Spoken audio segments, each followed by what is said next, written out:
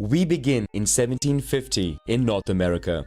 It's been 150 years since settlers from Western Europe, mostly fleeing poverty, famine, or religious and political persecution, first arrived on the continent. Their arrival came at the expense of millions of Native Americans who lived there for thousands of years, mostly in tribes. On the East Coast, Great Britain has established colonies inhabited by 1.5 million people.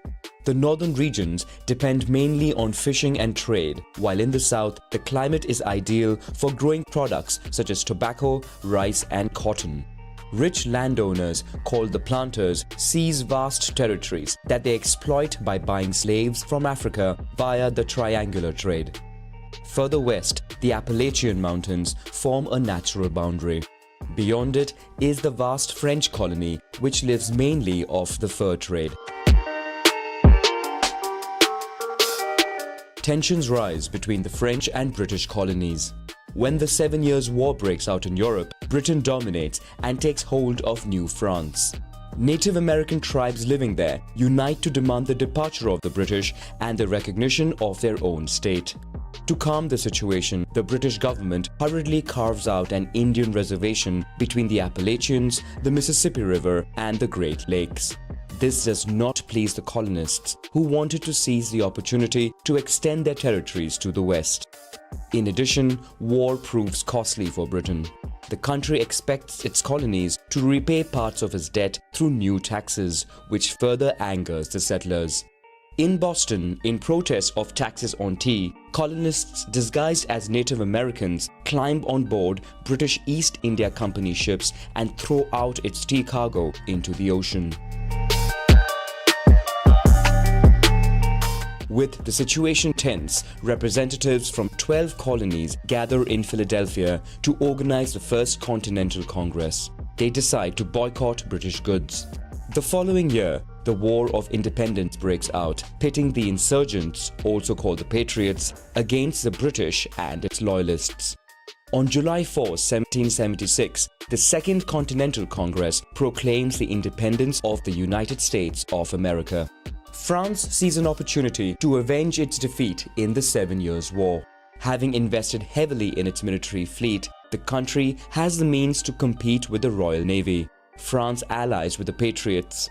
Spain and the United Province of the Netherlands in turn go to war against Great Britain. In 1783, the Patriots prevail, forcing Britain to recognize the independence of the country. The United States receives territories until Mississippi, while Spain seizes Florida. This marks the first time a European colony gains independence. The United States adopts a constitution based on a strict separation of powers. The legislative power, formed by the Congress, passes laws and budgets. The judiciary, with the Supreme Court, upholds the Constitution.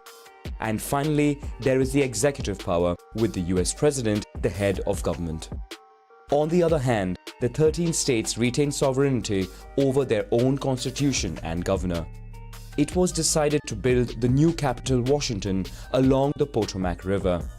In the west, each new territory with at least 60,000 free citizens would be allowed to form a new state equal to the others. Pioneers set off to relocate there, pushing back Amerindian tribes further west of the Mississippi River. In 1800, France obtained Louisiana from Spain in exchange for the Kingdom of Etruria. But it proves difficult to protect this vast, faraway, and relatively less-known territory. Fearing the loss of Louisiana to United Kingdom in war, France decides to sell the region to the United States. Congress then funds expeditions to explore and reach the Pacific Oceans. In Europe, France and the UK clash again. The United States first tries to remain neutral, but following tensions with Britain, enters the war. It fails in a bid to invade the colony of Canada as a British maritime raid reaches Washington and burns the city. At the end of the war, the United States abandons its ambitions in the north and focuses on the south, where the Spanish Empire is in decline. A military incursion in Florida allows, after negotiations, the annexation of the territory. In the west, Oregon is shared with the United Kingdom. East of the Mississippi, 5 Amerindian tribes are adapted to the settlers' sedentary and agrarian lifestyle. But Congress nevertheless decides to take over the land and pushes the natives to a reserve west of the Mississippi. Thousands die of exhaustion on the way. In Mexico, Texas, which is populated mainly by settlers from the United States, declares its independence. After a war, the Republic of Texas is created and in 1845 is annexed to the United States. But as the border is poorly defined, both countries are at war. The United States prevails and takes the opportunity to annex New Mexico and California, where the discovery of gold causes a rush that attracts hundreds and thousands of pioneers of all origins. With the land route proving dangerous, private funds are invested in the construction of a railway in Panama. The state of California is admitted, which does not have slavery. Southern states are largely agrarian and have slavery, while northern states are industrial and abolitionist. Both sides wish to extend their model to the new western states, causing the gap between them to widen. In 1860, Abraham Lincoln, who is hostile to slavery, is elected president of the country. In response, southern states secede from the United States one by one and band together to proclaim the Confederate States of America. Then begins the Civil War, which pits the Unionists of the North against the Confederates of the South. The North sets up a maritime blockade on the Atlantic coast, cutting out any potential support from Europe and blocking cotton exports. In 1865, the North prevails and takes the opportunity to impose its policies. Slavery is abolished and 3.5 million slaves are freed. But African Americans are now victims of segregation and racism, especially through the emergence of the Ku Klux Klan, a white supremacist organization. Many migrate to the north while others move to cities. The Russian Empire fears losing Alaska to Britain, so chooses to sell the territory to the United States. To accelerate its conquest of the West, the government finances the construction of transcontinental railway lines. In the center of the country, the invention of new machinery allows intensive agriculture. Vast plantations of wheat, corn, and large pastures are set up at the expense of the last 250,000 Amerindians who are kept on reserves. On the other hand, the rich soil allows rapid development of industry. The old continent Europe now views the United States as an El Dorado. Fleeing poverty and religious persecution, many southern and eastern Europeans migrate to the United States where they work as cheap labor. But the economic boom only benefits a minority. An elite group of industrialists grows rich quickly by establishing monopolies in sectors such as steel, railways, oil and banks at the expense of workers and peasants, including women and children working in harsh conditions. Strikes and protests erupt, demanding better conditions, but these are often met with violence by private militias or the National Guard. While European powers colonize a large part of the world, the United States also looks to project its power on the international scene. While annexing Hawaii in the middle of the Pacific, the country turns to Cuba, where there is a revolt against the Spanish. The United States supports Cuban independentists. After the mysterious explosion of a US Navy ship in the port of Havana, war breaks out between Spain and the US. The US wins, obtains the independence of Cuba, and seizes Puerto Rico, Guam, and the Philippines. The country thus becomes a colonial power. In Colombia, a French company begins construction of a canal that would connect the two oceans, greatly shortening the journey between the US East and West Coast. The United States buys the project and then intervenes to support the independence of Panama. In return, the new government of Panama offers the US a strip of land which helps complete the construction of the canal, inaugurated in 1914. In Europe, World War I begins. With workers and peasants on the front lines, industry on the continent slows down. The US industry takes advantage of this and, despite the country's neutrality in the war, sells on credit ammunition, food, clothes and automobiles to the Entente countries. In response, Germany tries to impose a maritime blockade by sinking merchant ships in British waters. In 1917, a German telegram destined for Mexico is intercepted, proposing a military alliance against the United States. This pushes the US to go to war on the side of the Entente, and 2 million soldiers are sent to European fronts. 116,000 soldiers lose their lives. After the victory of the Entente, Europe finds itself indebted to the United States. The economy of the US prospers. In factories, improvements in the assembly line cause production to skyrocket and decrease prices. The rise in purchasing power and credit results in a boom for the sales of cars, all kinds of appliances, and bank shares. Hollywood becomes a major industry with global influence. Thanks to the sale of radios, music genres such as jazz become popular. In New York mainly, nightclubs open, stimulating the sale of alcohol. The more conservative government tries to stem the phenomenon by voting for prohibition, forbidding the production, transport or sale of alcohol. In response, thousands of speakeasies spring up throughout the country. Mafia networks seize the market and get rich quickly. Meanwhile, the South misses out on this wave of prosperity. Falling prices for agricultural products plunge the region into poverty. The Ku Klux Klan comes back into prominence, this time also targeting Jews, Catholics and immigrants in addition to African Americans. The organization reaches 5 million members and is then banned after several lynching episodes. In 1929, the Wall Street stock market crash takes place. The US economy collapses. In a few short years, a string of bankruptcies of companies and banks pushes a quarter of the active population into unemployment. Prohibition is lifted and steps are taken to try and revive the economy and improve working conditions. In Europe, World War II breaks out.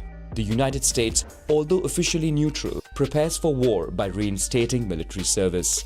In addition, the country sells arms mainly to the United Kingdom and the USSR. In the Pacific Ocean, in order to curb the expansion of imperialist Japan allied to Nazi Germany, the United States imposes upon the country an embargo on steel and oil. In response, Japan launches a surprise attack on Pearl Harbor, causing the US to enter the war. The country secretly embarks upon a research program to create the atomic bomb. In 1945, the Allies overcome Germany. The USSR and the US then unite against Japan. A ground invasion by the Soviets and 2 atomic bombs dropped by the United States on the cities of Hiroshima and Nagasaki force Japan to surrender. At the end of the war, the US supports the creation of the United Nations, whose primary role is to maintain peace and security in the world. Europe finds itself in ruins and is exhausted by war. The United States and the USSR emerge as the 2 great world powers. After World War II, the USSR and the United States try and peddle their influence in Europe. The US implements the Marshall Plan, while the Soviet Union supports pro-communist governments in Eastern countries. The old continent is found divided by the Iron Curtain. The USSR and the US engage in a Cold War, that is an arms race without direct confrontation. The US, largely spared the ravages of war on its territory, has an industrial, economic and military advantage. Inside the country, federal officials sympathetic to communist ideas are dismissed. Hollywood is also used to churn out anti-communist propaganda. On the global arena, the country employs an interventionist policy aimed at stemming at all costs the spread of communism. The US intervenes in Greece, China, and engages its military in Korea and Vietnam. The Soviet Union, for its part, invests heavily to catch up with the US. After developing atomic weapons of its own, it becomes the first country to send a satellite into orbit and further outdoes itself by sending the first man into space. The US then launches the Apollo program, which aims to send the first astronaut to the moon. In Cuba, an attempt to overthrow the new communist government fails. The Soviet Union takes advantage to ally with the country and installs nuclear missiles on its territory pointed at the US. Tensions build to a point where it seemed a third world war was imminent. However, an accord is reached between the two world powers, resulting in the USSR withdrawing from Cuba. Within the country, more and more civil rights movements gain momentum, forcing the government to review its social policies. African Americans begin non-violent actions to combat segregation. More and more women enter the workforce and demand equal pay. Native Americans also fight for better conditions. Moreover, with the US at war in Vietnam, students and hippie pacifist movements call for peace. In 1969, the country sends the first man to the moon. Worldwide, millions of viewers watch the event live on their television. On the global arena, the US tries to ease tensions. It begins diplomatic rapprochement with China and signs agreements with the USSR to limit the global arms race. In the Middle East, the US supports Israel in the Yom Kippur War, for which it is then subject to an oil embargo imposed by OPEC countries. In Vietnam, after negotiations, the US withdraws their army. 2 years later, the communists prevail in the country, tarnishing the image of the United States. The USSR takes this opportunity to intensify its international policy. The country occupies Afghanistan, and in reaction, the United States provides military support to the Mujahideen. In Central America, US also intervenes in Nicaragua and Guatemala to counter communist revolutions. Iran, after a revolution, becomes an Islamist republic that goes against US policy. The latter strengthens its military presence in the Middle East to ensure the security of oil supply. On the Soviet side, the USSR struggles to contain the revolutions in Eastern Europe. With its economy in tatters, despite attempts at reform, in 1991, the USSR collapses, marking the end of the Cold War. The US emerges as the only major world power. Domestically, the population calls for more investment in the fight against poverty, crime, gangs, and drugs. However, the US continues to primarily focus on its foreign policy, showing an apparent willingness to become the world's policeman of sorts. When Iraq invades Kuwait, which then held 9% of the known oil reserves in the world, the United States forms a coalition and neutralizes the Iraqi army. The US then establishes a list of countries considered as rogue and threatening global peace and stability. These nations are subjected to blockades and embargoes. Meanwhile, the military presence of an ally of Israel in the Middle East bothers radical Islamists, including the terrorist group Al-Qaeda headed by Osama bin Laden, who is a former ally from the Afghan War. US facilities and assets around the world are targeted by terrorist attacks. On September 11, 2001, the United States becomes the victim of a large-scale terrorist attack on its territory. Terrorism thus becomes the new enemy of the country.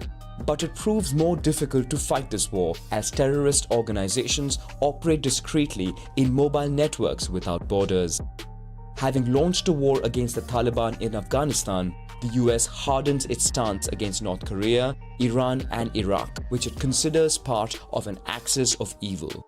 A new war is launched against Iraq, but US troops, after quickly overthrowing the government, find themselves fighting against several terrorist groups in the region. In 2007, the subprime mortgage shock, followed by the financial crisis, plunges the global economy into turmoil. The country tries to revive its economy, among other measures, by boosting the extraction of shale oil on its territory. Today, the interventionist policy of the country is increasingly countered by rising powers such as Russia and China. The United States, however, remains the most powerful economy and military in the world.